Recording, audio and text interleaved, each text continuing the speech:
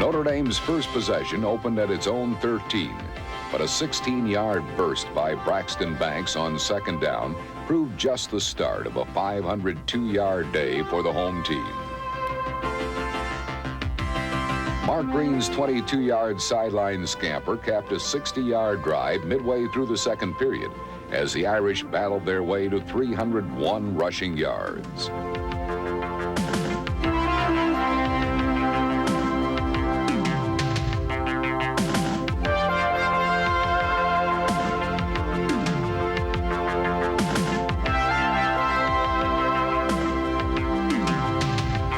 Early in the third quarter, Notre Dame would make it a 21-3 Irish advantage when Tony Rice and Raghib Ismail would connect on a 67-yard touchdown, the longest completion in Rice's career.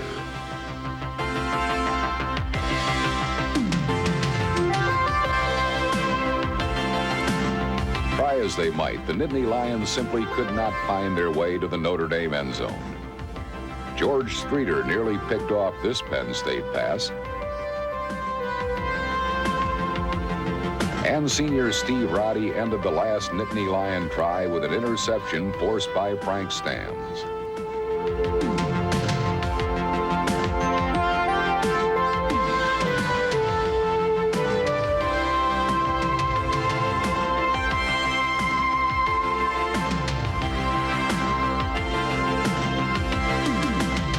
With a Fiesta Bowl bid in hand, it was time for the Irish to turn their sights to unbeaten and second-ranked USC. Southern Cal was very, very important, but as we talked to the squad, we said after the Michigan game, that was really a big game. But the next game's bigger because we won the last one. And I said, as long as you keep winning, the next game becomes even bigger. I think what was important for the Southern Cal game was to put it in a proper perspective. It wasn't bigger in life, and it wasn't any more important than a Navy game or any other football game we played during the course of the season. It was for a championship. And what a championship performance it would be for Irish quarterback Tony Rice as he found himself matched up against USC's Heisman candidate Rodney Peete. It was number 1 versus number 2. For the 24th time in college football history. Lou Holtz and Larry Smith each brought perfect 10-0 records into the regular season finale for the first time in the storied 60-year series history.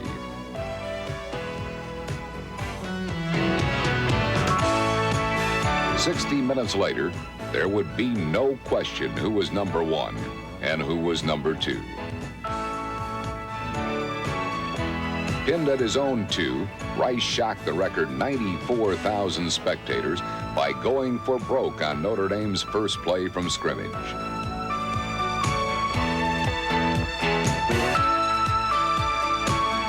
Just minutes later, Notre Dame's junior signal caller made the next of a series of Irish big plays.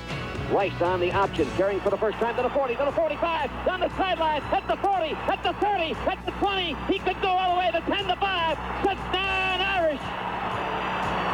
65-yard run down to the side by Tony Rice, and he outlegged the entire Southern Cal defense. Rice's 9th rushing touchdown marked a high point in the season in which he led Notre Dame in rushing, becoming the first Irish quarterback to do so since Paul Hornung's Heisman season in 1956.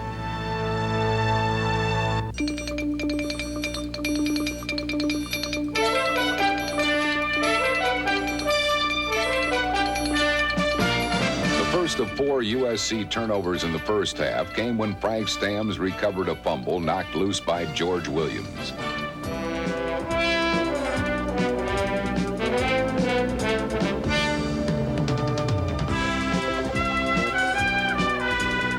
Stams' second recovery of the year was turned into 6 points by Mark Green just 5 plays later. The 14-0 Fighting Irish advantage was one they would never lose.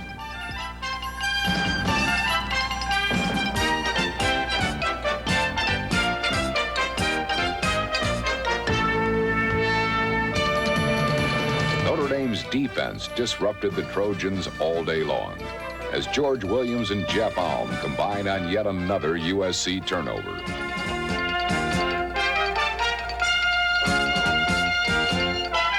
66-yard Trojan drive cut the Irish lead in half, but that would be the only touchdown of the afternoon for USC and Rodney Peete. We knew Rodney Peete was a good quarterback. We knew he could do a lot of things. We knew he could scramble, and we knew he could throw. So our game plan was to put pressure on him, make him throw the bad ball, make him throw it earlier than he wanted to.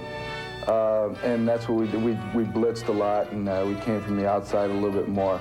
And we were successful, and things turned out good.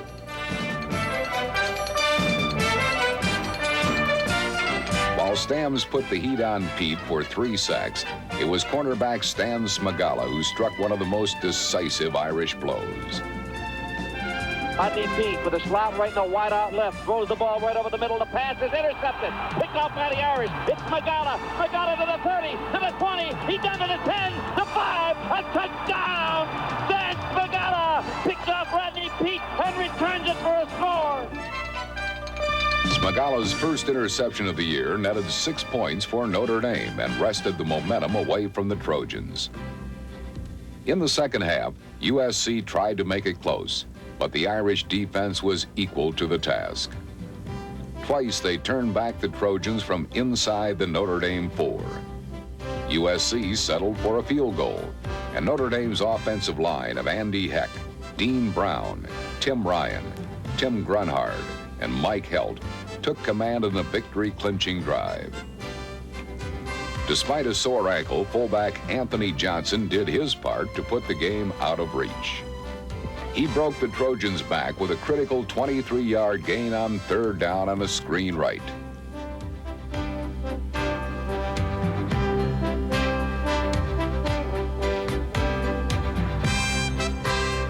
When native Californian Mark Green dove the final yard, it was all over but the shouting. The convincing road victory gave the Irish 6 straight wins over the longtime rival Trojans.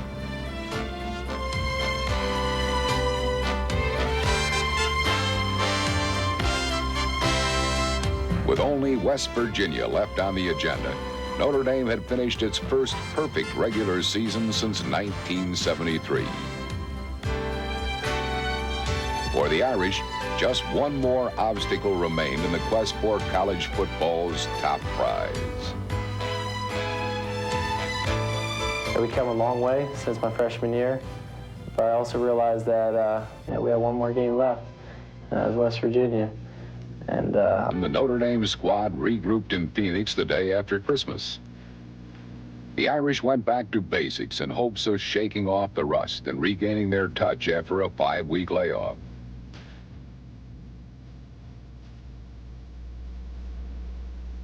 The scene was Sun Devil Stadium, as Notre Dame brought the #1 ranking into a postseason bowl game for the first time.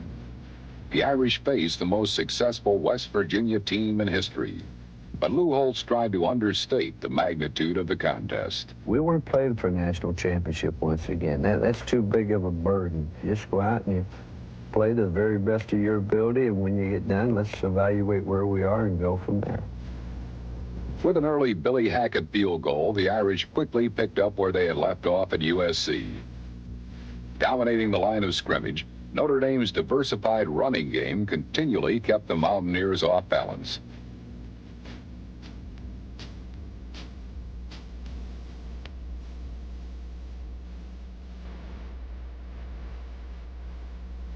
Anthony Johnson climaxed the possession with a 4th down surge for 6. To go for a touchdown.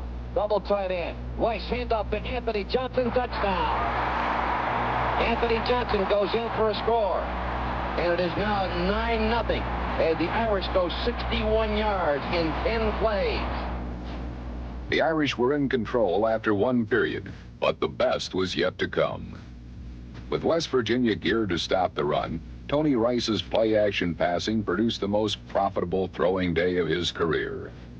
Tight end Derek Brown's second reception of the afternoon left Notre Dame knocking at the door. The diversity and extent of the Irish arsenal was apparent as another freshman, number 5, Rodney Culver, scored to make it 16-0.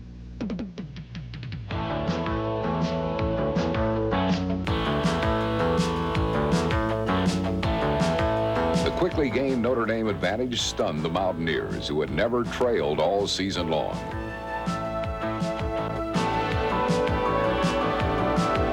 Major Harris gamely tried to mount a comeback, but Frank Stamms and his mates had other ideas.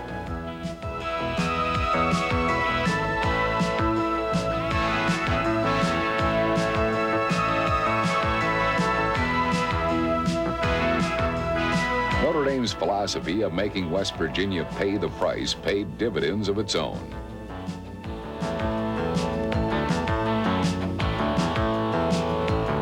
Rice's aerial talents continued to baffle the Mountaineer defense. First, Anthony Johnson. Then Raghib Ismail found chinks in the West Virginia secondary.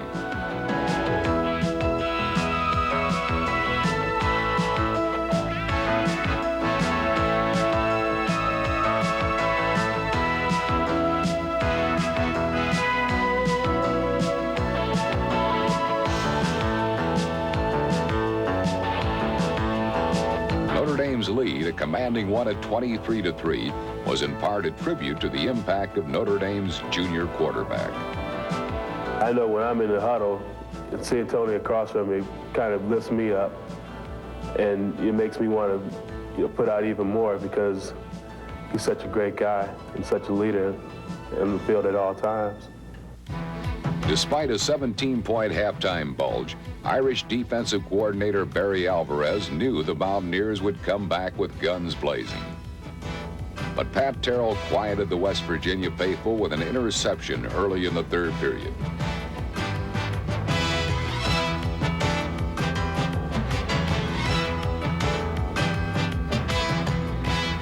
Two plays later, Rice struck again, this time on a sideline route to Mark Green.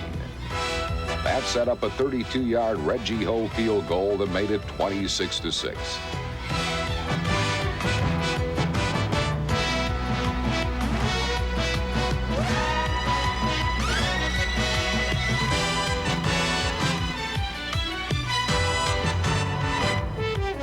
Down but not out, the Mountaineers made their most impressive surge of the day.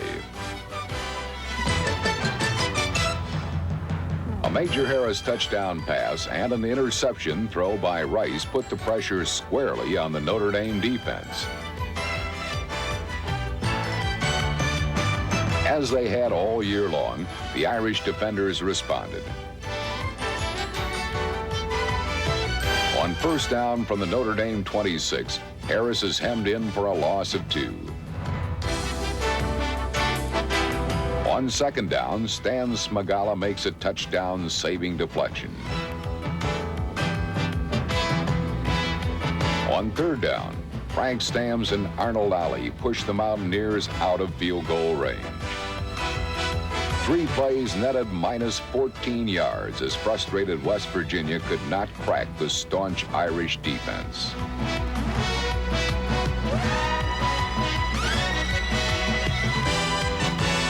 A downcast Harris gave way to Rice, who converted a key third down on the fourth period's first play.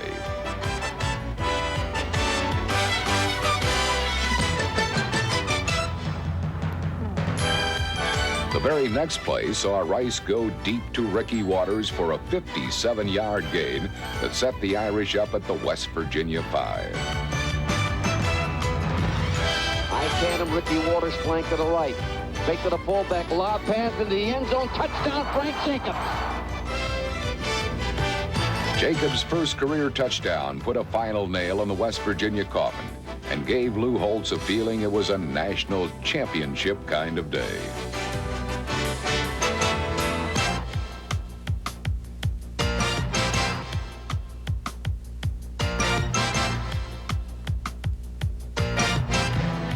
Now leading 34-13 after Rice's 2-point conversion, it was left for the Notre Dame defense to secure the victory. Don Nayland's proud squad put one more score on the board. But it wasn't enough against a defense that knew Harris's options were limited.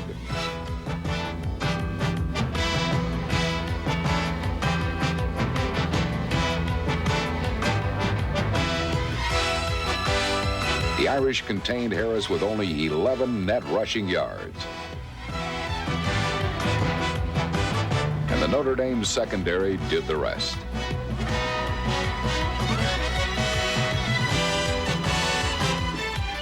As the seconds ticked down in the 34-21 triumph, elation reigned on the Notre Dame sideline as the thought of a national championship began to sink in.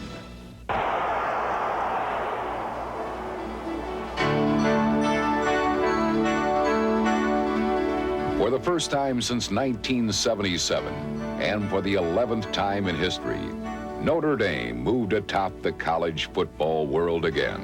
It hadn't been an easy road for a youthful Irish team that many experts thought was a year away from greatness.